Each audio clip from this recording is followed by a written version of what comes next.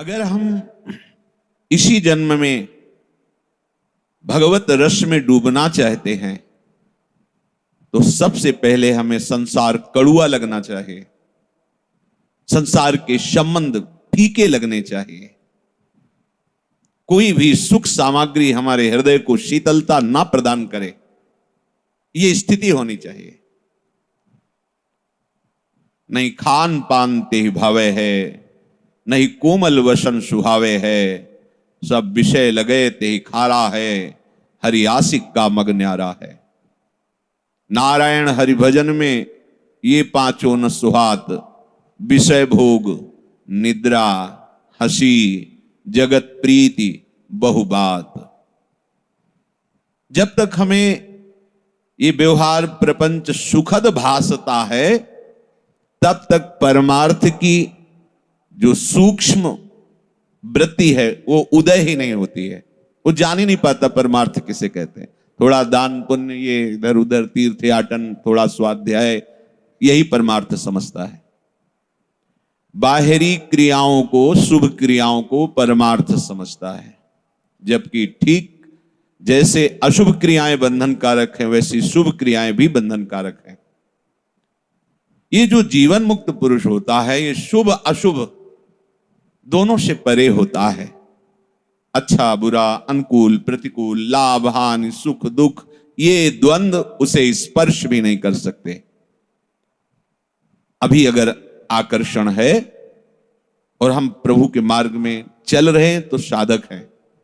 कोई आकर्षण, जित संग दोषा, किसी भी विषय का सानिध्य, वस्तु का सानिध्य, व्यक्ति का सानिध्य, स्थान का सानिध्य उसके भजन में विक्षेप नहीं डाल सकता। कहीं भी कैसी भी परिस्थिति, स्थान, व्यक्ति, वस्तु का संयोग है पर वो अंतर से अपने प्रभु में डूबा हुआ है, इसलिए बाहरी इनका कोई भी प्रभाव उसके हृदय में नहीं पड़ता। जब किसी भी प्रपंच वृत्ति का प्रभाव हृदय में ना पड़े तो वो अध्यात्म नित्या होता है, वो अपने स्वरूप में स्थित होता है, उसकी बुद्धि निश्चल मानी जाती है। साधक ऐसा करे पर वो पूर्णता नहीं है। क्या? जितने भी विषय निषेध किए गए हैं उनको रूप से त्याग दे, उनका सानिध्य स्वीकार न करे, पर अपने को इतने से त्यागी न मान ले, क्योंकि ये त्याग अभी किसी काम का नहीं है। हमारा मार्ग पुष्ट हो इसलिए हमने बाहरी विषयों का त्याग किया, पर उन विषयों में सुख बुद्धि है। जब तक सुख बुद्धि है तो समय भले व्यतीत कर लीजिए, यदि सुख बुद्धि नष्ट नहीं हुई तो भ्रष्ट होना पड़ेगा। बहुत ये सूक्ष्म बात है। हम भोग नहीं भोग रहे, हम दूरी बना के रख रहे हैं हर विषय से जो भगवत विरोधी है, पर उसमें हमें सुख बुद्धि है कि है तो इसमें सुख।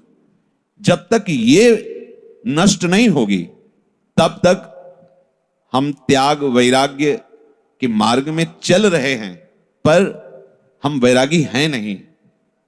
भोगों में सुख बुद्धि, और भले हम भोग नहीं रहे तो वो अभी त्याग नहीं हुआ है। जो सुख बुद्धि है उसका त्याग हो जाए तो साधक सिद्धावस्था में बदल जाता है।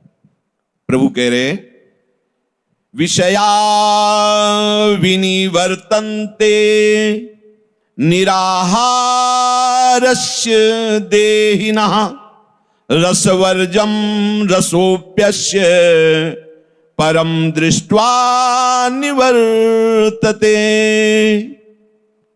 कोई निराहार रहकर इंद्रियों को विषयों से हटा करके बाहर से तो निवृत्त हो गया, पर उसमें जो सुख बुद्धि है, रस वृत्ति है, वो निवृत्त नहीं हुई। ये साधक में होती है। पर जो स्थित प्रज्ञ पुरुष होता है, जिसकी बुद्धि प्रभु में लग गई है, बोले उसका जो रस भाव संसार के प्रति था, सुख बुद्धि थी, वो ही खत्म हो गई। अब उसकी स्थिति ऐसे है जैसे भुना हुआ अन्न गेहूं, चना, भुना हुआ, कितनी भी सुंदर खेती